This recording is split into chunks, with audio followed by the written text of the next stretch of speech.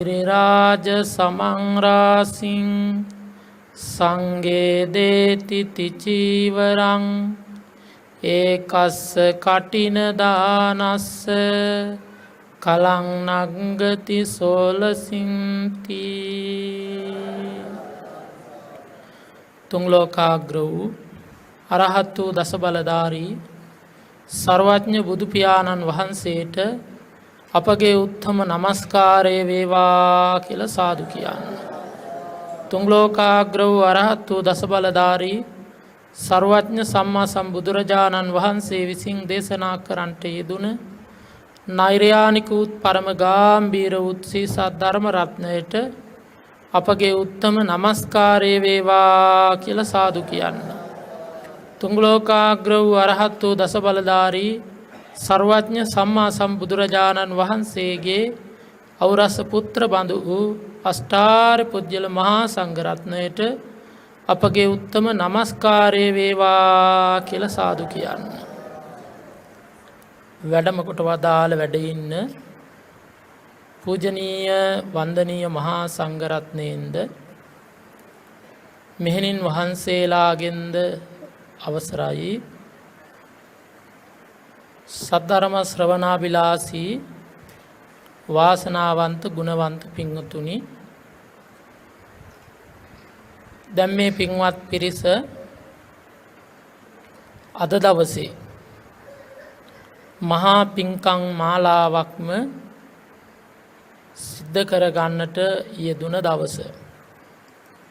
ඒ තමයි 2019 වර්ෂයේ වම්බටුවැව ඉසිපතන අරණ්‍ය සේනාසනෙහි වස්වාසය කොට වැඩ ඉන්නට යෙදුන අපේ ශිෂ්‍යවර නෙකවැවේ සුසීම රතන ආයුෂ්මතුන් වහන්සේ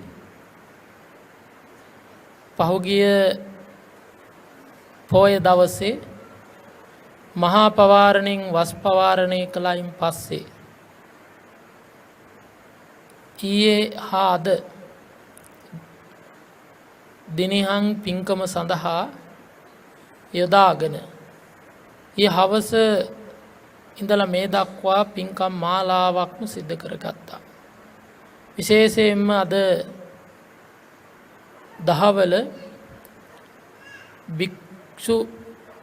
භික්ෂුණී නැත්තම් ස්වාමින් වහන්සේලාට මෙහෙණින් වහන්සේලාට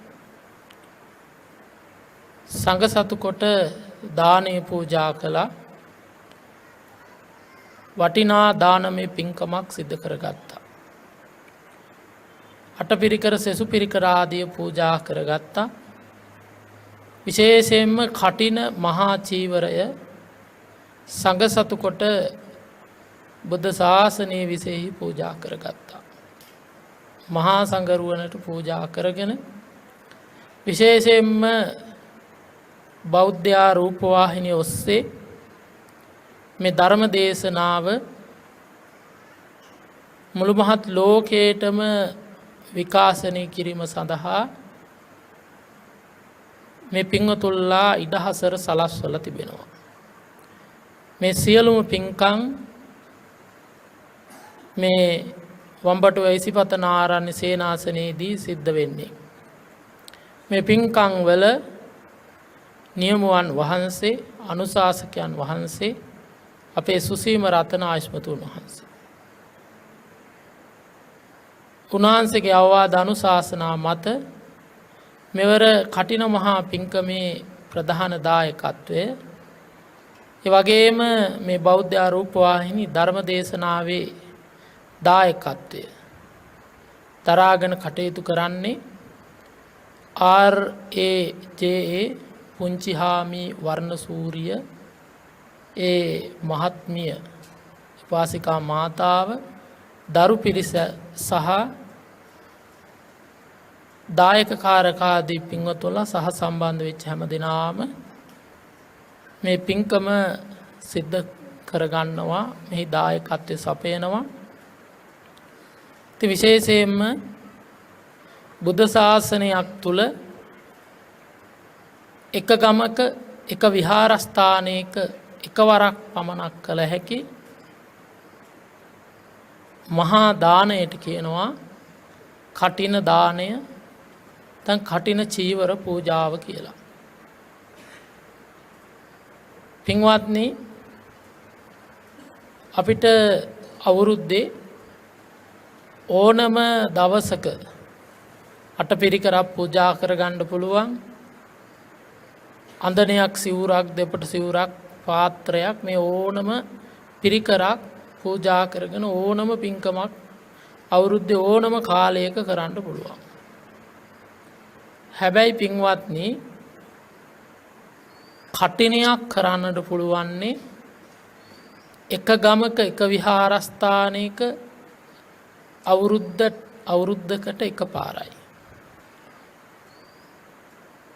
ඒ මහා පින්කමයි අද දවසේ මේ ආකාරයෙන් සිද්ධ කරගන්නට යෙදුනේ. කටිනානිසංස ධර්ම දේශනාවයි මේ වෙලාවේ ශ්‍රවණය කරන්න. පින්වත්නි සඳහන් වෙනවා මහා කුසල් 8ක් තියෙන බව. 8 මහා කුසල්. ඒ 8 මහා කුසලයේ පළවෙනි මහා කුසලය කටින චීවර පූජාවයි.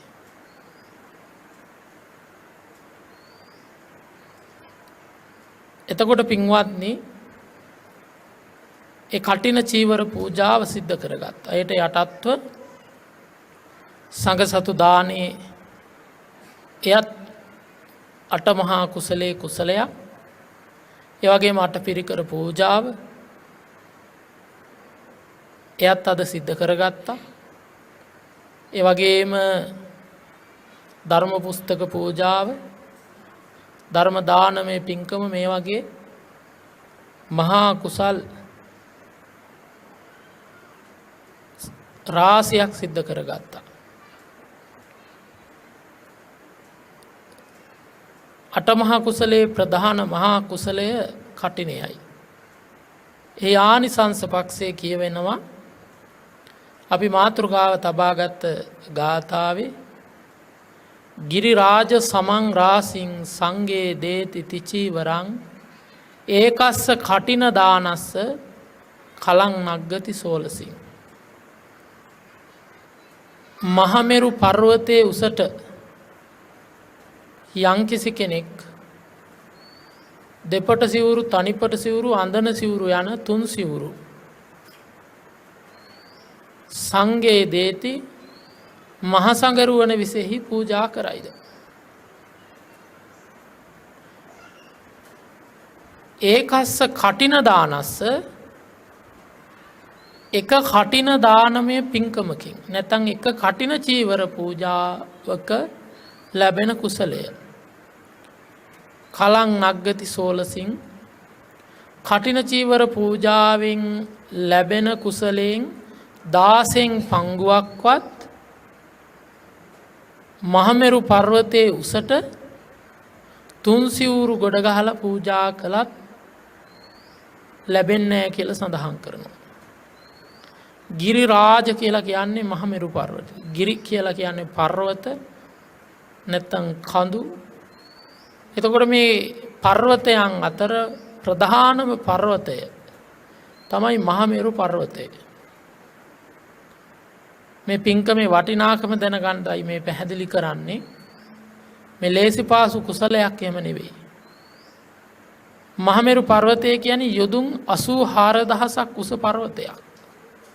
යොදුනක් කියන්නේ හැතැම්ම 16ක්. ඒතර හැතැම්ම 16 වුණා 84000ක් උසයි. බණ පොතේ සඳහන් වෙන්නේ මේ මහමෙරු පර්වතයේ තියෙන්නේ සතර මහා දිවයිනට මැද කියලා. මොකද්ද මේ සතර මහා දිවයින කියන්නේ? పూర్ව විදේහය, අපරගෝයානය, උතුරු කුරු දිවයින හා ජම්බුද්වීපය කියලා කියන්නේ. එයින් මේ අපි දැන් ඉන්නේ කොහෙද? ජම්බුද්වීපේ. ජම්බුද්වීපය කියලා කියන්නේ ඉන්දියාව විතරක් නෙවෙයි.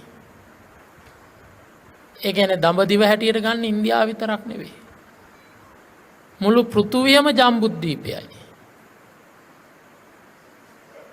එතකොට මේ වගේ තව තුනක් තියෙනවා පූර්ව විදේ අපරගෝයානි උතුරු කුරු දිවයින.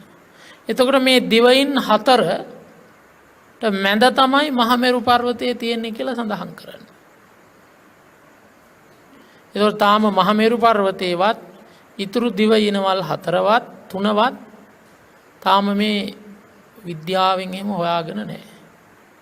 හැබැයි බුද්ධ දේශනාවේ තියෙනවා. එතකොට මේ මහා දිවයිනල් හතරට මැද තියෙන විශාල පර්වතය මහමෙරු පර්වතයයි.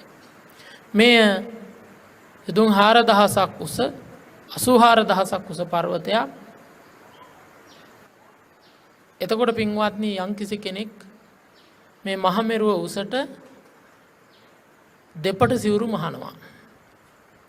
තනිපට සිවුරු මහනවා. අඳන සිවුරු මහනවා. මේවා මහලා ගොඩ ගහනවර මහමෙරුව උසට. එතකොට සිවුරු කෝටි ගාණක් එකක් දෙකක් එහෙම නෙවෙයි. එතකොට පින්වත්නි ආන්ගේ කෝටි ගාණක් අසංකේය ගාණක්කේ සිවුරු ඉමම් බික්ඛම් බික්ඛු සංඝස්ස දේම කියලා සංඝ රත්නයට සංඝ සතු කොට පූජා කරයිද. ඒ දෙන දානේ එක කටින සිවුරක් ඒකස්ස කටින දානස්ස එක කටින සිවුරක් පූජා කරයිද එයින් 16න් පංගුවක්වත් අර කෝටි ප්‍රකෝටි අසංකේය ගානක් සිවුරු පිදීමේ කුසලය වටින්නේ මහත්ඵල මහානිසංස නැහැ කියලා සඳහන් කරනවා. එහෙමනම් මේ නැත්තම් අද දවසේ කලේ ඒ විශාල පින්කමක් මෙහි වටිනාකම මෙච්චරයි කියලා සීමා කරන්න බෑ. ප්‍රමාණ අතික්‍රාන්ත විපාකය සීමා කළ නොහැකි මහා කුසලයක් අද දවසේ අප විසින් සිද්ධ කරගත්තා කියලා සතුටු සන්තෝෂ වෙන්න ඕන. පින්වත්නි දැන් මේ සිවුර කියන්නේ මොකටද? ආර්යයන් වහන්සේලාගේ පරිහරණය කරන ඒ වස්ත්‍රය නැත්තම් ඇඳුම. දැන් හැම කෙනාටම ඇඳුම් තියෙනවානේ. ගිහියන්ට තියෙනවා ඇඳුම්. ස්ත්‍රීන්ට වෙනම ඇඳුම් තියෙනවා, පුරුෂයන්ට වෙනම ඇඳුම් තියෙනවා, ළමයිට වෙනම ඇඳුම් තියෙනවා, තරුණයන්ට වෙනම ඇඳුම් තියෙනවා, මහල්ලන්ට වෙනම ඇඳුම් තියෙනවා. ඊළඟට පොලිසියට, ආමියකට ඒවට වෙන වෙනම ඇඳුම් තියෙනවා, යුනිෆෝම් ඇඳුම්. ඒ වගේ මේ සිවුර කියලා කියන්නේ මොකටද? ස්වාමින් වහන්සේලාගේ ඇඳුම. එතකොට මේ ඇඳුම පූජා කිරීමෙන් මෙතරම් ආනිසංස ලැබෙන්නේ කොහොමද? දැන් බලන්න සාමාන්‍ය ඇඳුමක් වගේ නෙවෙයිනේ. ගෙදර තියාගෙන වත් පිළිවෙත් කරලා ගමේම කට්ටිය එකතු වෙලා පන්දම් පත්තු කරගෙන හේවිසි නාද මැද්දේ ඔළුවේ තියාගෙන සාදුකාර දිදී තමයි අරගෙන ආවේ. ඒ ස්වාමීන් වහන්සේලාගේ ඇඳුම. මොකද ඒ ඇඳුම ඔච්චර ඔය විදිහට අරගෙන ඉන්න දැන් අපි කවදාවත් සරමක් එහෙම ඔළුවේ තියාගෙන යන්නේ නැහැ. කමිසයක්, තීත්‍යයක්, හැට්ටයක් එහෙම ඔළුවේ තියාගෙන යනවද? ඒත් ඇඳුමක් මේත් ඇඳුමක්. මේ ඇඳුම බොහෝම ඕනකමින් හිස මත තියාගෙන සාදුනාද පවත්වමින් ගෙනල්ලා පූජා කරන්නේ මොකටද? ඇයි මේ ඇඳුමට මෙච්චර විශේෂත්වයක්? මේ චීවරයට කියනවා පින්වත්නි අරහත් දජය කියලා. ඒ කියන්නේ රහතන් වහන්සේලාගේ කොඩිය අරහත් දජය කියන්නේ. එතකොට අරහත් උත්තමයන් වහන්සේලා නැත්තම් ආර්යයන් වහන්සේලාගේ වස්ත්‍රය. ආර්යයන් කියලා කියන්නේ බුදු පසේ බුදු මහරහතන් වහන්සේලා මහා සංඝරත්නය. එතකොට ඒ උත්තමයන් වහන්සේලා ආර්යයන් වහන්සේලා කොටසට තමයි අයිති වෙන්නේ. ඒතර ආර්යයන් වහන්සේලාගේ උත්තම වස්ත්‍රය නැත්තම් උත්තම ඇඳුම තමයි මේ චීවරය කියලා කියන්නේ. දැන් බලන්න මිනිසුන්ගේ ඇඳුම් කාලෙන් කාලයට වෙනස් වෙනවා. එක එක්කෙනාගේ ඇඳුම් කාලෙන් කාලෙට එක එක જાති ඇඳුම් තියෙනවා. ඒක සමහර විට ආගම් වලට අනුව එක එක තියෙන විදිහට වෙනස් වෙනවා. එක එක්කෙනාගේ જાතින් වලට ඇඳුම් වෙනස් වෙනවා. හැබැයි පින්වත්නි දැන් අවුරුදු තථාගතයන් වහන්සේ සම්බුද්ධත්වයට පත් වෙලා අවුරුදු 2609කටත් ආසන්න වුණා. කිසිම වෙනසක් නැහැ. බුදුරජාණන් වහන්සේත් මේ වගේම සිවුරක් තමයි පෙරෙව්වේ. සාරිපුත්ත මෞද්ගල්‍යාන ආනන්ද නන්ද රාහුල ආදී මහරහතන් වහන්සේලා ඔක්කොමලා මේ වගේම සිවුරක්. ආයේ වෙනසක් නැහැ. එතකොට පින්වත්නි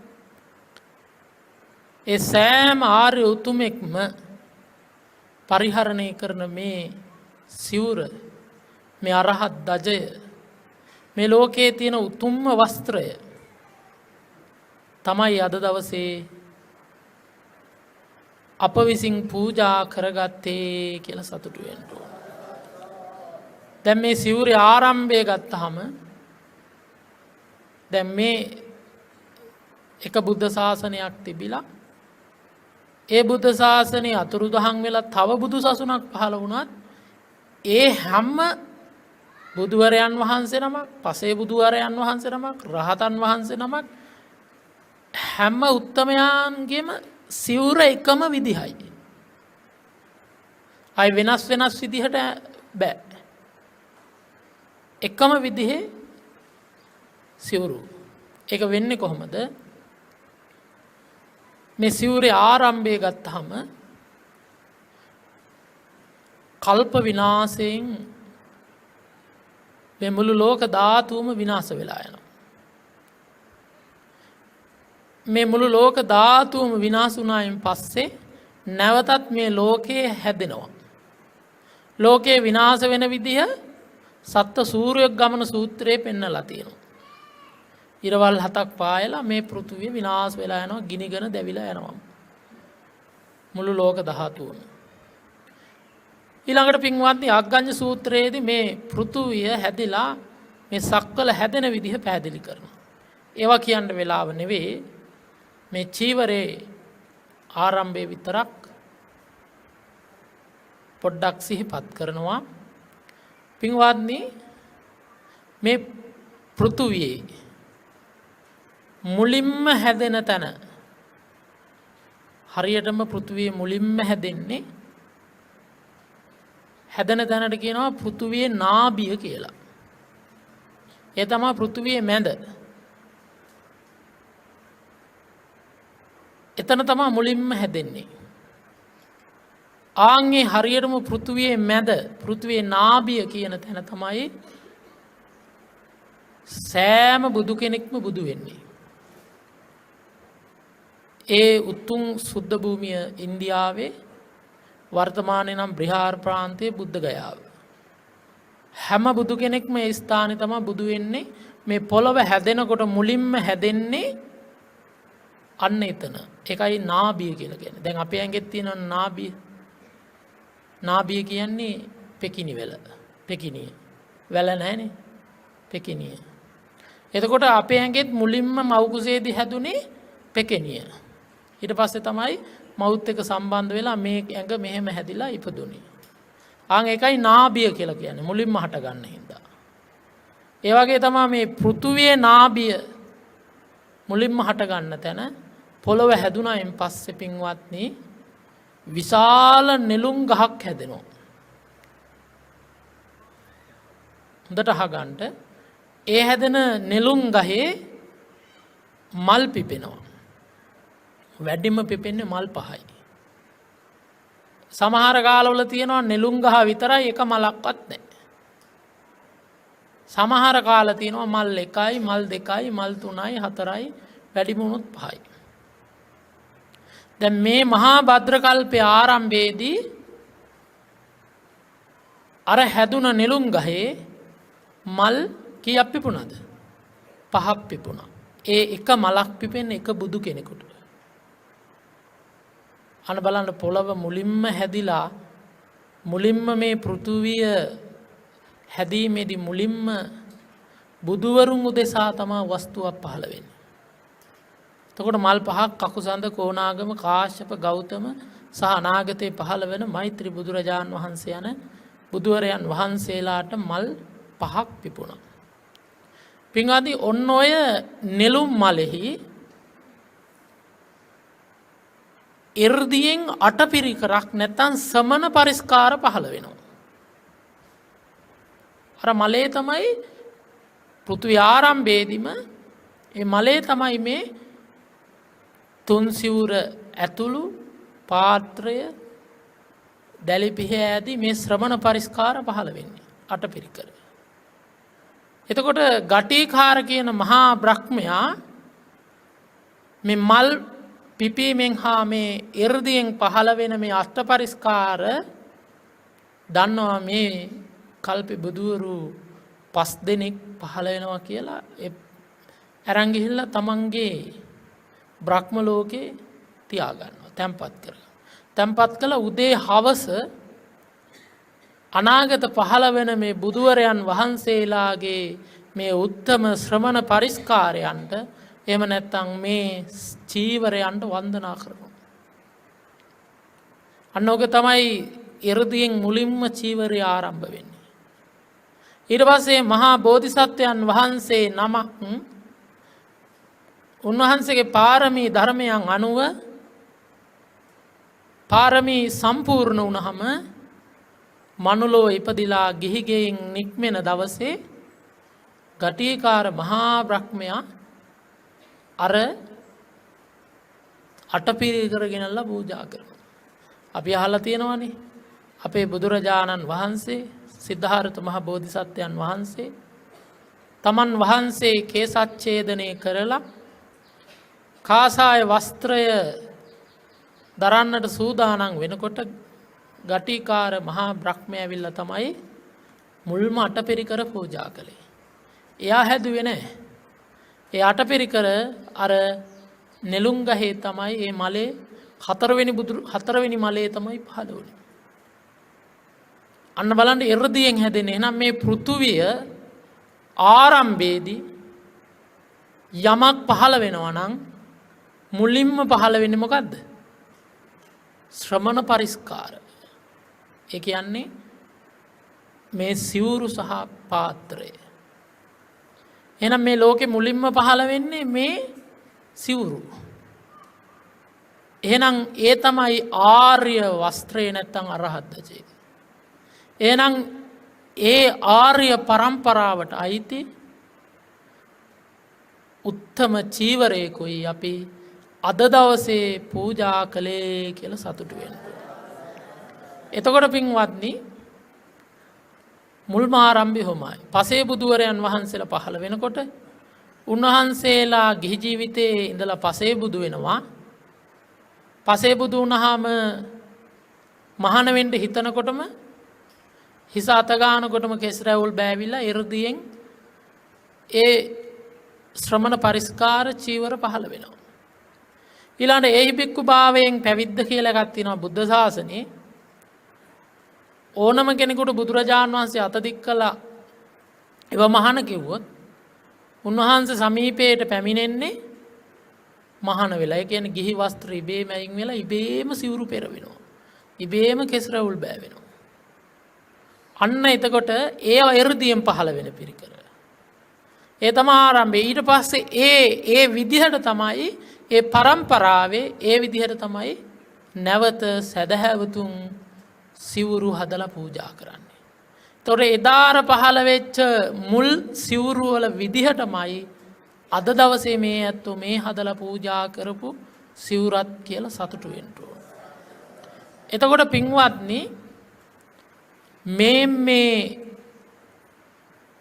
සිවුරක් පිදීමේ ආනිසංස මෙච්චරයි කියලා කියන්න බෑ. ලෞකික සියලු සම්පත්තින් හා ලෝකෝත්තර නිවන් සම්පත්තින් ලබන්නට උපනිශ්‍රේ වෙනවා.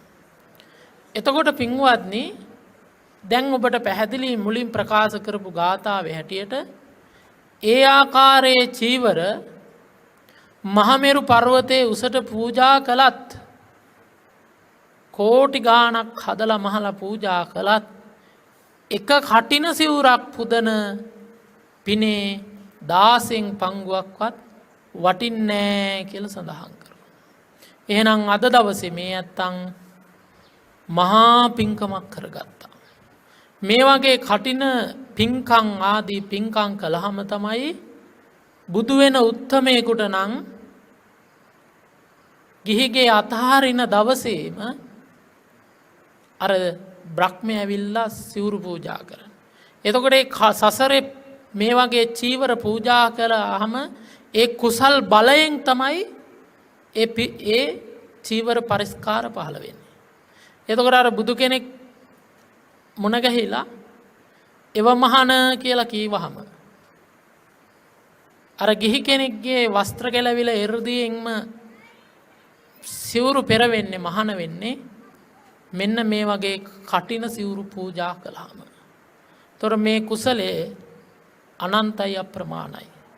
සඳහන් කරනවා දැන් මේ අත අහලා තියෙනවානේ ආනන්තරීය කර්ම කියලා જાතියක් අහලා තියෙනවා. ආනන්තරීය කර්ම. ආනන්තරීය අකුසල කර්ම කියලා જાතියකුත් තියෙනවා.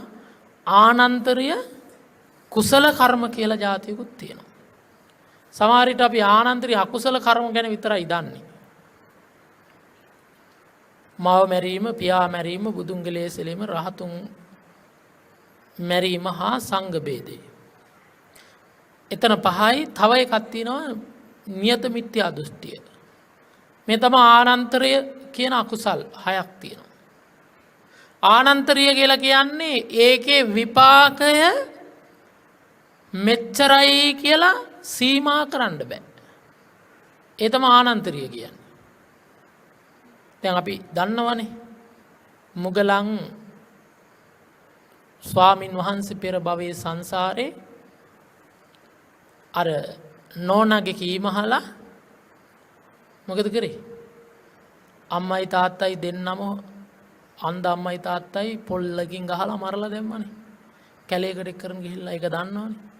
ඒ කරගත් ආනන්තරේ කර්මය නිසා සසර අනන්ත කාලයක් නිරේ ඉපදිලා പ്രേත ලෝකෙ ඉපදිලා දුක් විඳලා ඇවිල්ලා රහත් වෙච්ච ආත්මෙත් පින්වත්නි හොරුන්ගෙන් ගුටි කාලා තමයි අපවත් වෙන්න උනේ. රහත් වෙච්ච ආත්මෙත් රහත්ුන් නැත්නම් තවත් විපාකේ එහෙමමයි. ආනන්තරය කියන අතරක් කෙලවරක් නැහැ කියන. දැන් මේ අහසේ කෙලවරක් නැහැනේ. ඒ වගේ පව්කම් 6 සීමාවක් කරන්න බෑ. ඒ වගේම තමයි ආනන්තරය කුසල කර්මත් වෙනවා. ආනන්තරය කුසල කර්ම වලත් සීමාවක් කරන්න බෑ. ආනන්තර කුසල කර්ම වර්ග 4ක් තියෙනවා. කාමාවචර ආනන්තරික කුසල්, රූපාවචර ආනන්තරික කුසල්, අරූපාවචර ආනන්තරික කුසල් හා ලෝකෝත්තර ආනන්තරික කුසල් කියලා. ඒ අනුව අද දවසේ මේ නැත්තම් කාමාවචර ආනන්තරීය මහා කුසලයක් තමා කරගත්තේ. ඒ අටමහා කුසලයේ පළවෙනි කුසලය කටිනයයි. එහෙනම් පින්වත්නි මේ කටින ආනිසංස කටිනේ විපාක මෙච්චරයි කියලා කියන්නේ. අර බරපතල අකුසල් හැර අනික ඕනම අකුසලයක් ගේ විපාක වාරය අඩු වෙනවා. මේ කටිනේ බලගතු භාවය නිසා. එහෙමනම් ආනන්තරයේ මහා කුසලයක් තමයි අද කරගත්තේ. ශාසන ඉතිහාසයේ පුරාණ ග්‍රන්ථවල මේ කටින පූජාවන් පැවැත්වූ පිරිසට ලැබපු ආනිසංස කතා ප්‍රවෘත්ති බොහෝ තියෙනවා. ඒ අනුව නාගිත අපදානයේ නාගිත කියන ස්වාමීන් වහන්සේ සසරේ කරපු කටින පින්කමක් ගැන විස්තර කරනවා. බුදුරජාණන් වහන්සේ එදවසම එහි බික්කු භාවයෙන් පැවිදි සහ උපසම්පදාව ලැබිච්ච පංචාභිඥා අෂ්ට සමාපත්තිලාභී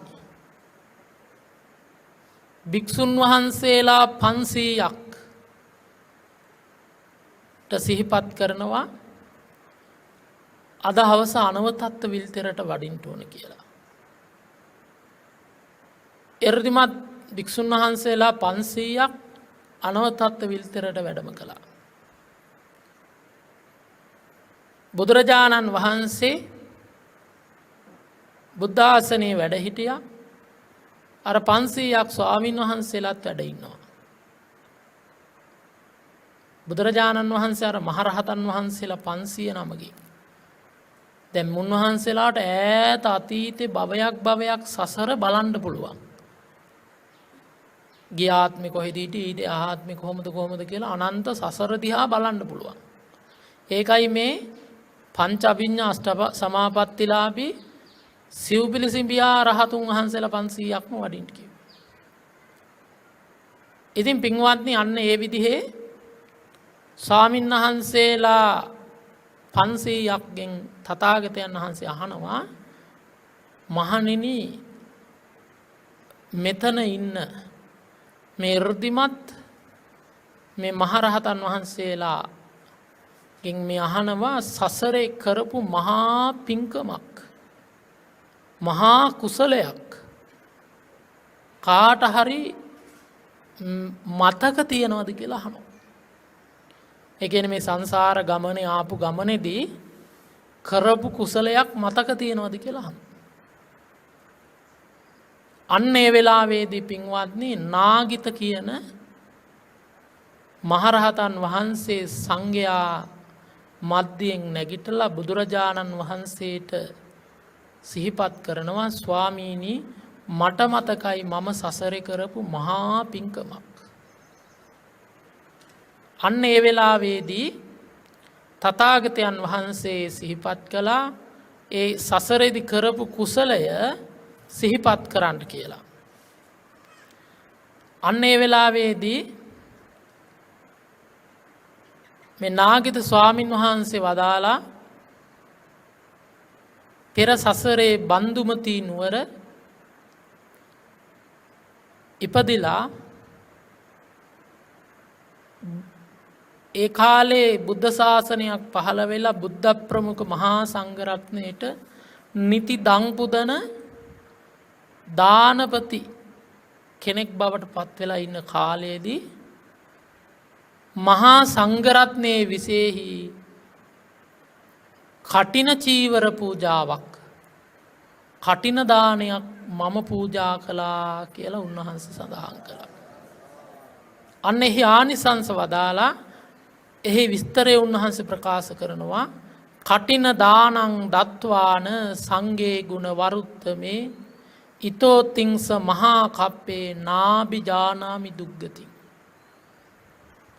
කටින දානං දත්වාන කටින දානයක් දුන්නා නැත්නම් කටිනියක් පූජා කළා සංඝේ ගුණ වරුත්තමේ මහා සංඝරත්නයේ සුපටිපන්නාදී ගුණ කියමින් නැත්නම් මහා සංඝරත්නයේ ගුණ සිහි කරමින් සංඝරත්නයේ විශේෂයි කටින සිවුරක් පූජා කළා. දැන් අද මේ ඇත්තෝ පූජා කළා වගේ. අන්න වදාලා ඊතෝ තිංස මහා කප්පේ නාබි ජානාමි දුග්ගති. මහා කල්ප 30ක්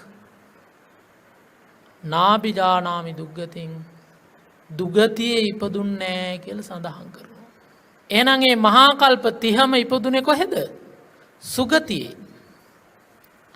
දුගතිය කියලා කියන්නේ പ്രേත, නිරේ, තිරිසන්, අසුර යන හතර අපාය. හතර අපායට කියනවා දුගතිය කියලා.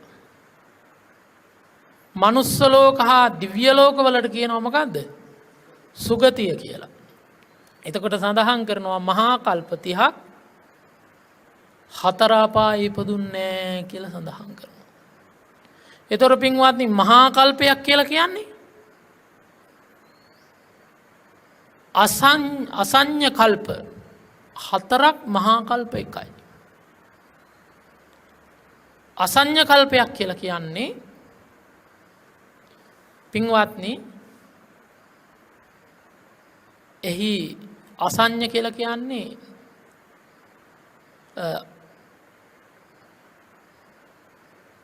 අසංඛ්‍ය කල්ප කියලා කියන්නේ සංඛ්‍යාවකින් සිහිපත් කරන්න බෑ. අසංඛ්‍ය කල්ප. අසඤ්ඤ නෙවෙයි අසංඛ්‍ය කල්ප. ඒ කියන්නේ සංඛ්‍යාවක් කරන්නට බැරි කාල පරාසයට කියනවා අසංඛ්‍ය කියලා.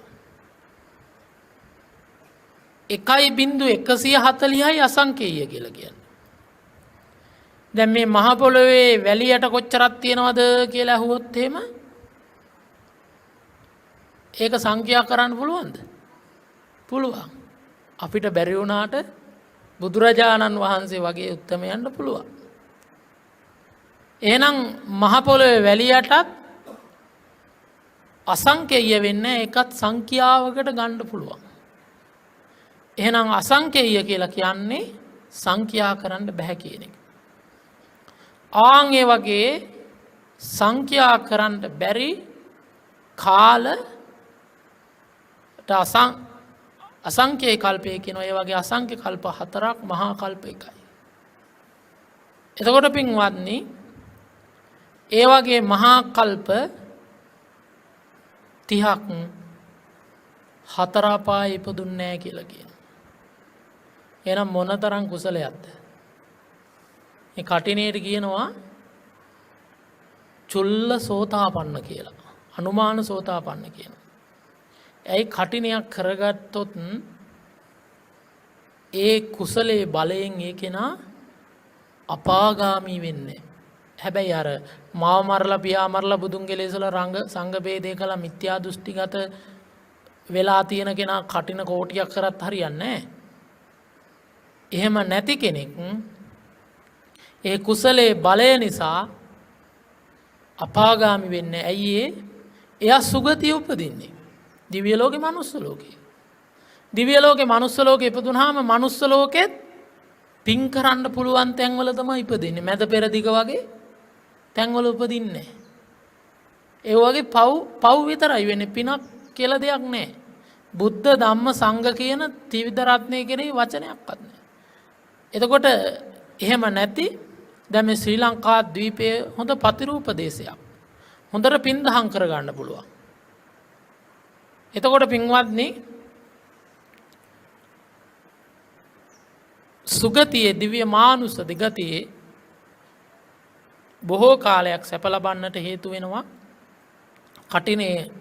ඉතින් නාගිත ස්වාමීන් වහන්සේ වදාලා මහා කල්ප 30ක් අපායේ උපදුන්නේ කියලා. ඊළඟට උන්වහන්සේ වදාලා අට්ටා රසන්න කප්පානං දේවලෝකේ රමාමහං.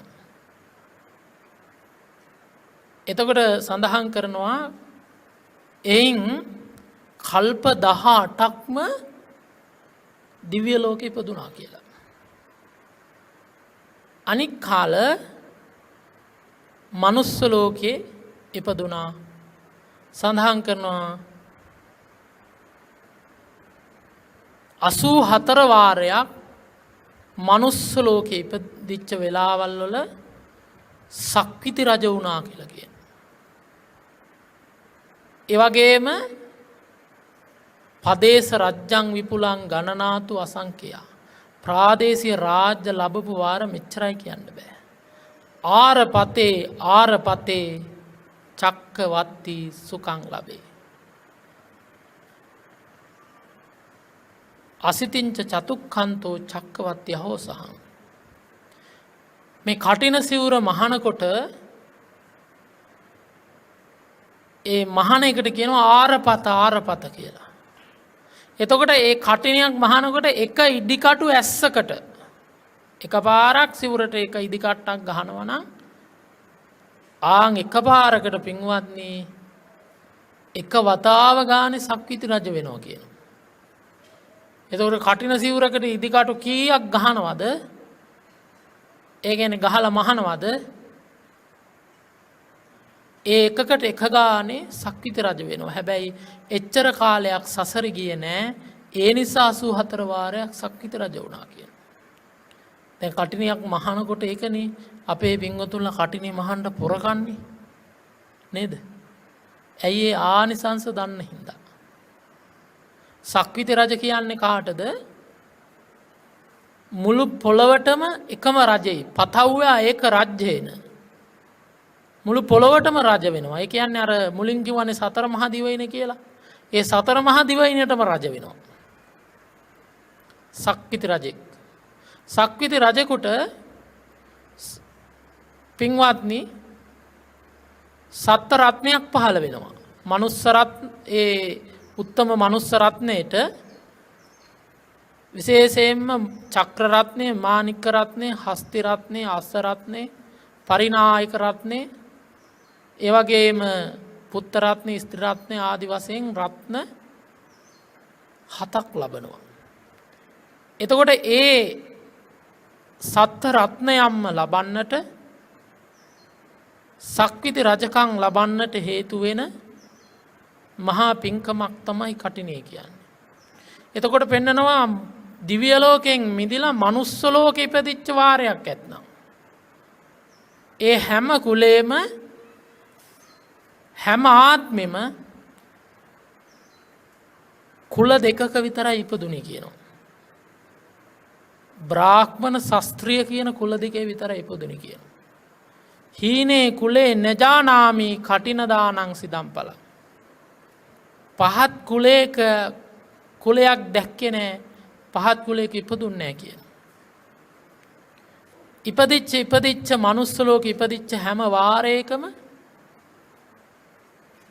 භවභෝග සම්පත්තින් කිසිම අඩුවක් නැතුව නාගිත් හාමුදුරන්ට ලැබුවා කියන. කිසිම අඩුවක් උන්නේ නැහැ කියනවා සසර පුරා. ඒ විදිහට දිව්‍ය ලෝකවල මනුස්ස ලෝකවල අප්‍රමාණ දිව්‍ය සැප ලැබුවා. මනුස්ස සැප ලැබුවා. සසර පුරා පාරමී අනු ඇවිල්ලා අපේ බුදුරජාණන් වහන්සේ දවසේ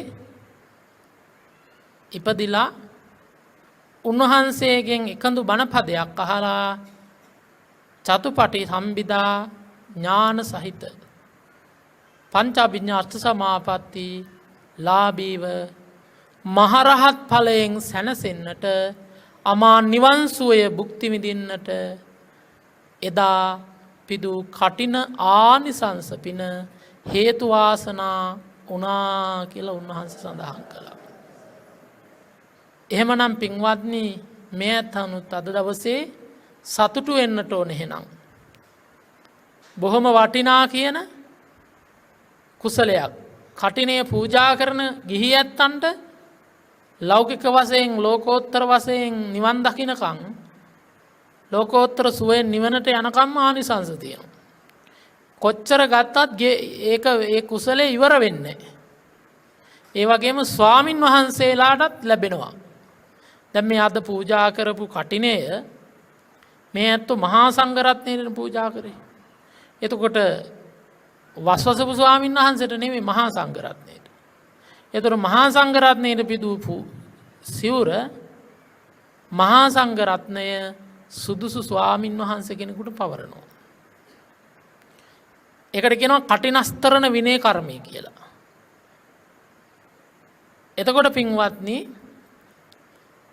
ඒ කටිනස්තරණ විනය කර්මයෙන් කටින චීවරය ලැබිච්ච ස්වාමින් වහන්සේ කටිනේ අතුරනවා කියලා තවත් කටයුත්තක් කරනවා.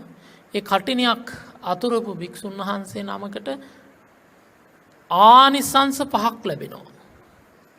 මාස 5ක් මාර්තු මාසේ පෝය වෙනකම් ආනිසංස ලැබෙනවා. ඒ කියන්නේ මොකද්ද?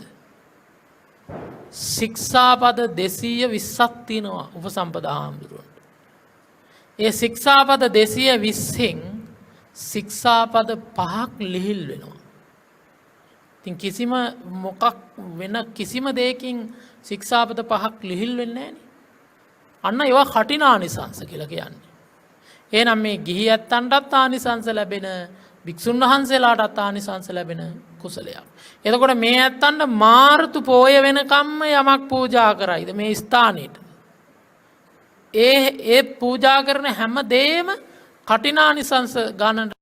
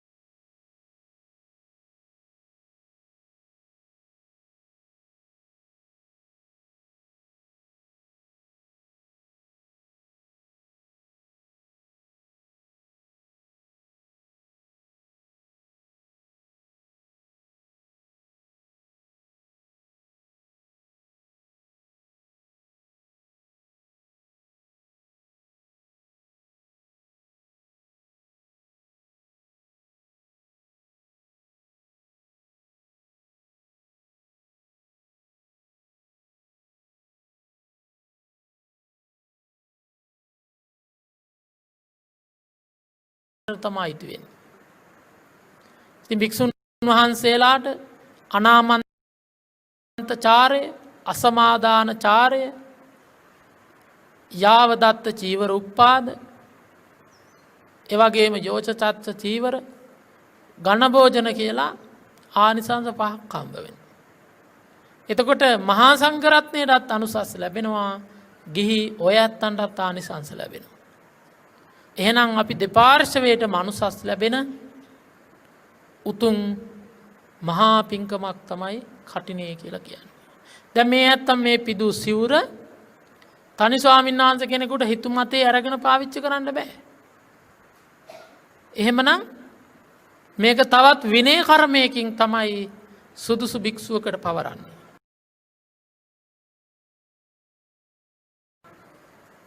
එහෙම පැවරුවායින් පස්සේ පින්වත්නි ඒ ස්වාමීන් වහන්සේට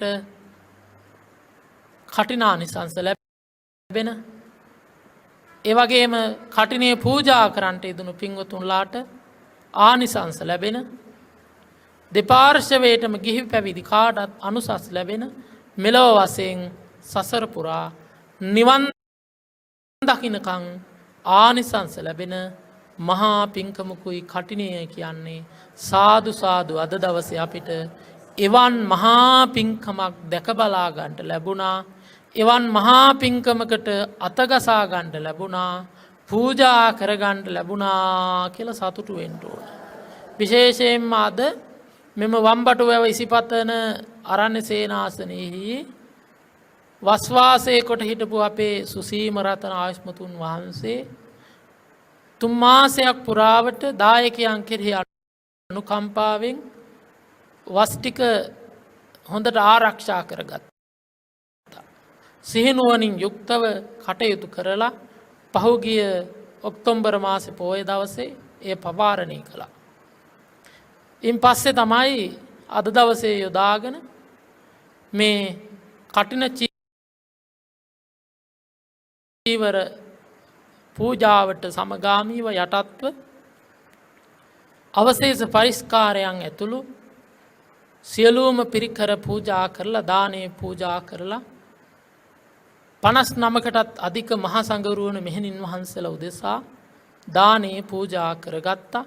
සංඝසතු දානේ අටපිරිකර පූජාව, කප්පෘක පූජාව, කටින චීවර පූජාව ඇතුළු මහා පින්කම් පෙළහරක්ම සිද්ධ කරගත්තා.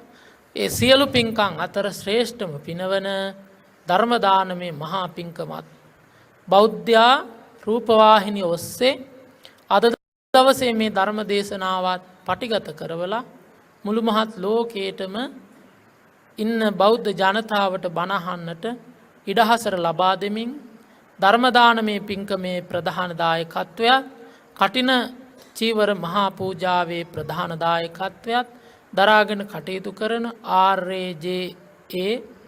පුංචිහාමි වර්ණසූරිය උපාසිකා මාතාව වම්බටු වැව මානේරුව නෑගම්පහ ලිපිනේ පදිංචි මාතාව ඒ වගේම පවුලේ දුවදරුවන් ඇතුළු සදහැවත් පින්වත් හැමදෙනාම සතර පේරුවේ දායක කාර්යකාදීන් අවටින් සහ සම්බන්ධ වෙච්ච හැමදෙනාම මේ මහා පින්කම සිද්ධ කරගත්තා.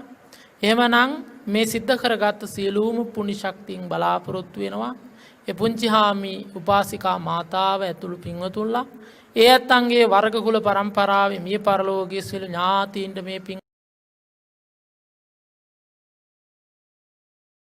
අනුමෝදන් වේවා. ඒ වගේම පින්කමට සහ සම්බන්ධ වෙච්ච හැම දෙනාගේ මහා ස්වාමීන් වහන්සේලා මෙහෙණින් වහන්සේලාගේ අපවත් තුන ස්වාමීන් වහන්සේලා මෙහෙණින් වහන්සේලාට සහ මියගිය සිළු ඥාතීන්ට මේ පින් උතුම් නිවන් පිණිස වේවා කියලා ප්‍රාර්ථනා කරමු. ඒ වගේම විශේෂයෙන්ම බලාපොරොත්තු වෙනවා අපොසසා පෙළ විභාගයට පෙනී සිටින ඒ දරුවන්ගේ අධ්‍යාපන කටයුතු සාර්ථක වීම සඳහා ඒ සමස්ත ඒ සියලු දරුවන්ට සෙත් ප්‍රාර්ථනා කිරීමටත් බලාපොරොත්තු වෙනවා. එහෙනම් ඒ දරුවන්ගේද අධ්‍යාපන කටයුතු දියුණු වේවා කියලා අපි ප්‍රාර්ථනා කරමු. ඒ වගේම සිද්ධ කරගත් සියලුම කුසල ශක්තිය පුණ්‍ය ධර්මයේ අල්පේසාක්‍ය මහේසාක්‍ය ආදී දෙවි දේවතාවුන් වහන්සේලාටත් අනුමෝදන් වේවා. දෙවියෝ තුතුන් නිවනින් සැනසේවා කියලා සාදු කියන්නේ. අවීචිය පටන් භවාග්‍රය දක්වා ඉන්න හැම දිනාටත් මේ පින්පෙත් අනුමෝදන් වේවා. ඒ වගේම විශේෂයෙන්ම මෙහි වස්වාසය කොට වැඩ හිටපු අපේ සුසීම රත්න ආයුෂ්මතුන් වහන්සේටත් නිදුක් නිරෝගී චිරජීවනයේ දිගාසිරි සම්පත්තිය ලැබේවා කියලා සාදු කියන්නේ. ඒ වගේම දානමය පින්කම සඳහා වැඩම කොට වදාළ අති ගෞරවනීය මහා සංඝ රත්නයටත් ඒ වගේම ලොකු මෙහෙණින් වහන්සේ ඇතුළු වැඩම කොට වදාළ මෙහෙණින් වහන්සේලාටත් මේ පින් නිර්වාණ සුවය පිණිස වේවා කියලා සාදු කියන්නේ. ඒ වගේම සිද්ධ කරගත්තා වූ සියලුම කුසල ශක්තිය පුණ්‍ය ධර්මයේ මේ පින්කමේ ප්‍රධාන දායකත්වයේ දරන ආර්.ඒ. පුංචිහාමි වර්ණ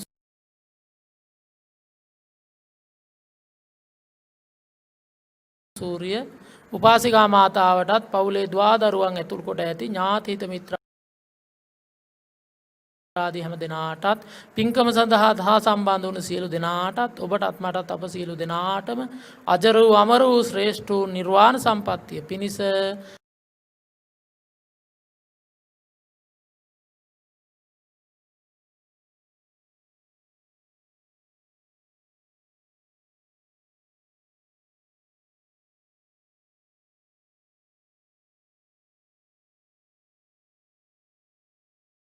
මේ පින් වේවා කියලා ප්‍රාර්ථනා කරගන්න. ආකාසට්ටාච බුම්මට්ටා දේවා නාග මහිද්దికා